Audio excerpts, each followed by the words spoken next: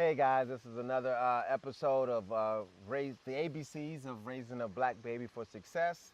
And we decided, or well, Me. she decided that she didn't want to do a bunch of the boring videos in front of the black screen. So we decided we wanted to actually show you guys some aspects of our life throughout the series, different things that we do. I don't know if you guys know or caught on yet. I guess what I would say we're about 90% vegan. Pretty much means we don't eat any kind of meat or anything like that. But I don't know. Sometimes I might have some creamer in my coffee or a candy bar Yeah. or something like that. I don't believe in making what we do a real stressful thing. Well, I got the sun coming. So we wanted to come out today, and we're out here in Georgia at a place called Serenbe. Serenbe. Absolutely. Yeah. Serenbe. Yeah, they actually film like The Walking Dead and. And Oprah just did a magazine shoot out here. I think Zoe Zandana said this is one of her top 3 places to come visit.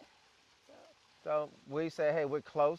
Since we live right here in Atlanta, we're going to come close. So today we're going to actually talk about, before we get started, if you guys want to be up to date on the videos that we post, we're going to post, make sure, 1, you subscribe to the channel, and 2, you click the little bell up there so you can get notifications on the different things that we're talking about. What we want this channel to be is a safe space for anyone, black families, that people having a baby, that want to be able to get information without the scrutiny or judgment of religions or what other people think or how they should act, to be able to raise their child to be as successful as the child can be. Yeah.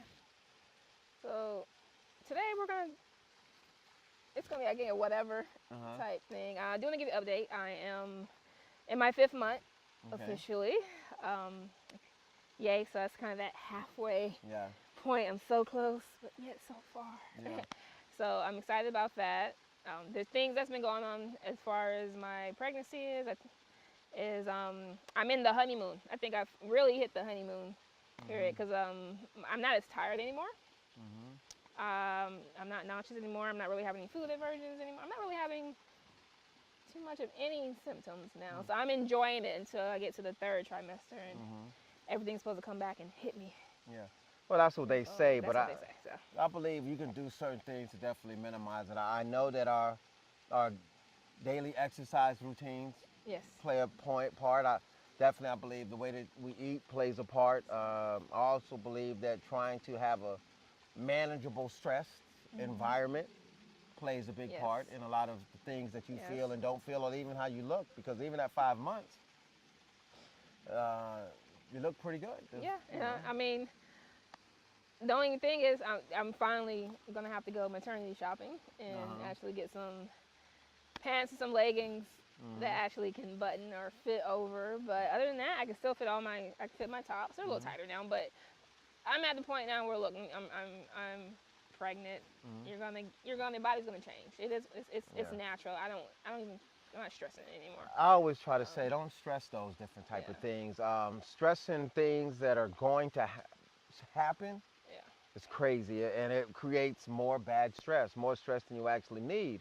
All right, the sun is kind of going down behind the thing a little bit. But no, we're out here and being active. We went to a little festival, Renaissance little course, and I climbed up to the top and stuff. And which I mean, people, some people are like, "Oh, you're pregnant," but I feel like. Hold on one second. What I'm gonna do is I'm gonna let y'all check out some of the pictures that we took. I actually have 2 other children that's here visiting on spring break, so you guys are gonna see a little bit some of the clips of the pictures with them too as well.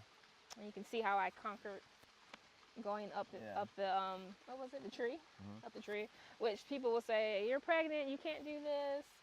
You shouldn't exercise, you shouldn't walk, you shouldn't carry anything." But why limit yourself? First of all, the studies contradict that. Absolutely. Studies say if you haven't been active, then go ahead and start getting active. It's healthy for you, it's healthy for your baby, and then it actually makes your delivery easier. Unless, there's complications, but more than likely you have an easier delivery than someone who has not been active. So. Yeah.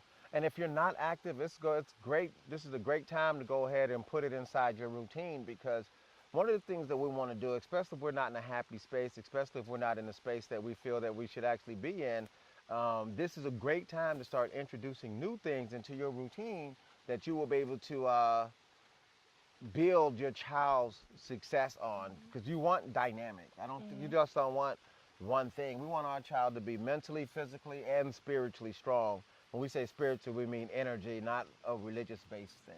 And speaking on what you said about routine, so my routines are switching a little bit. So he gets up for me early, 4:15. I try to get up around that time. He does 95% Yeah, 90% of the time. He gets up, so I'm getting up earlier, and instead of it's getting up earlier and he gets to meditate, I'm kind of just putting myself in a space of relaxation and calmness, and actually putting on Audible and listening to scientific baby bakes, or even just other books like Becoming Supernatural, things like that, that are good learning tools for me, but also good things to put me in internally in a good environment for the baby. And I'm doing that at night too. So at night, instead of watching what I used to be watching, which was actually causing me to have she used to watch a whole lot of dreams. different anime and crazy, scary stuff, you know, cut ups and all type of stuff, and I was having dreams, or nightmares. We would call them nightmares. They were very. That's what you were. That's what they were. Yeah, I was having very vivid. Nightmares. And I felt like she was blaming me, and I just was like, hey, why don't you try cutting out some of the rated R thing. Yeah. So I've cut them out, and I'm sleeping better. I'm waking up and I'm feeling better. I'm definitely not having those nightmares anymore. I'm having my dreams are actually correlating to my lifestyle. Yeah. So I'm doing things that are very more productive for my business. Dreaming about getting money.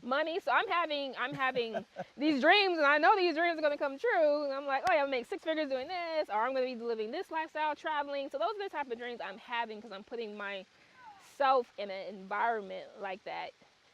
And all of that matters. A lot of times people, they might not think that everything that you do matters. But when you are aware, conscious person, or you're striving to be that way, you have to make everything matter. Because when you start to make everything matter, that's when you can start to change matter. You can start changing the things inside your life and manifesting instead of hoping and wishing that things turn out to be the way that you want it to be. So, yes. And I'm pushing myself a lot more. So, now that I know I'm a behavior analyst, behavior scientist, and I'm actually working on an anthology. And honestly, if you would have asked me a year ago if that was something I was going to be doing, I would have looked at you like I was crazy. Well, if they probably would have asked you 6 months ago, could you even be pregnant? I would have told you. Because the doctor said you had. I'd been like. But the doctor said I couldn't get pregnant. Yeah. So, but even. But you didn't want to get pregnant, so you said. Well, okay. Truthfully, part of it is because I was always told I couldn't get pregnant, so I just already had threw it out the window, and I was like, oh, whatever, kids, not gonna happen. I don't even care. I don't want them anyway. I always believe that most women want to have a child, and we've been conditioned in our society, at least up until now, maybe except for just recent years, where people think it's cool they only have one child or they have none. Not too long ago, in other places, you considered it as broken, and if a woman can't bear, even if she, it's very difficult for me to believe that if you can't have a child, that most women are truly happy with that. I just don't, because most people are products of their conditioning. And if we've been told to be a woman, you must be able to produce, and you can't, just like we've been told being a man, if you can't handle your responsibilities and you can't, and you want to be a man, it's hard to be able to tell me that you're really happy. And I think there's some women who might be genuinely happy with that, but when I actually go back and think about it, if I would have been like 40, 50, or 60, I would have been okay, but I probably would have felt some type of, especially if I got older, like, I have nieces and I have nephews, but I don't have my own. Yeah. So that's a little different. And the good point is, a lot of cultures, you have multiple whatnot, so I'm saying this is one and done. Yeah, yeah. I think we might be in agreement. I think so. We're in agreement. Well, because one I already have enough. I already have 6. And since we're together, I mean, they're his kids. Hey, Well, 2 of them. I'm a dad. Yeah. So I don't consider the grown ones kids. Okay, well, you have so I have two little ones. 2 kids, and we're getting along. And you know, when you're in a relationship and someone has kids, that's something you really need to think about before you go into that relationship, because they are going to be a part of that relationship. So before we got together, that's something I thought about it. Well, I knew when I first met him that he had kids, because I've never met a guy like hand me a book Yeah. and you get their whole life story. So I'm reading the book like, dang, I don't know his whole life, but I know more than what you would get going on a 1 or 2 or 3 dates. So I knew he had kids, and this was, in my 20s, I'd have been like, oh God, no. I think, you know what, we will talk about that in the next video. We need to That'd be talk good. about the importance of relationships, and when people, whether you're pregnant now or you already have children, the importance of making sure that when you're looking for someone else, you're looking for a companion, spouse, mate, whatever words you want to put on it, you need to consider the fact that you have children. And whether we want to make it look like that, anything outside of ourselves when it comes to getting in a relationship is baggage. Yeah. Now, it could be good baggage and it could be useful baggage, but we can't expect to be looking for the one if we've been 3. Yes. We expect to meet someone that we created understanding. Matter of fact, I'm not going to get into a lot of that. We're going to talk about more about that. Yeah, really and get how into to it. handle that, and why a lot of people fear having children, I think, and trying to meet someone that doesn't have any or that has their Yes. own. So we're going to talk about it in the next Yeah, video. that's definitely a good topic for the Yeah. next video. But I guess to get to the point is, I don't know what We just was out here giving an update. Want to show people our lives. More on point if we touched on anything that people might have questions about. Only thing I do is drop something inside the comment section. I'm a personal development coach. I help people overcome obstacles, break the chains of their past, unlock the doors to the future. She's a behavior analyst and a behavior scientist. We're both entrepreneurs. We're both black. And we have overcome a lot of obstacles, and we want to use this channel to better help other people do the same thing. So if you got any questions, you can just drop them down inside the comment section, and we might do a video on it next time. And with that, I'm out. What about you? I don't know. I feel like I want to talk more. Oh, well. I just feel like I don't know. Maybe because I'm out here in nature and stuff. I just want to talk.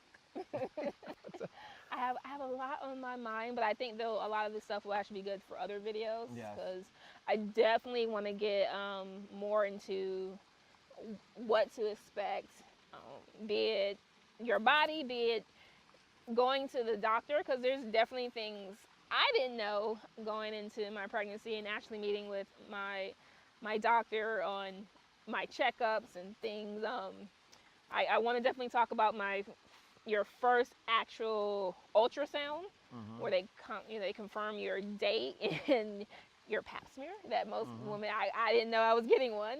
Things like that, your anatomy scan, what it looks like. So there's a lot of things I want women to be prepared for going through their pregnancy, because it's things you don't hear about in a lot of videos. So you kind of go in and you're kind of just nervous, and you can talk to your parents, but more than likely it's been quite a minute since they've had a child, so things were done a little differently. So I definitely want to get into that.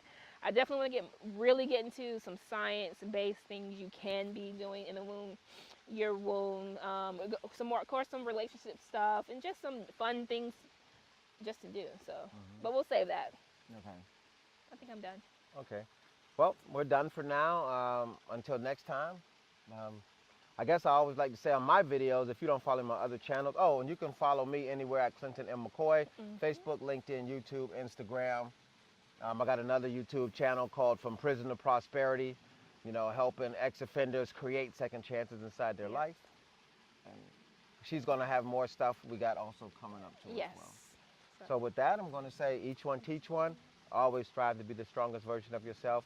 Never compare yourself to average people, or you'll never be more than average. Oh, you did the thumbs up.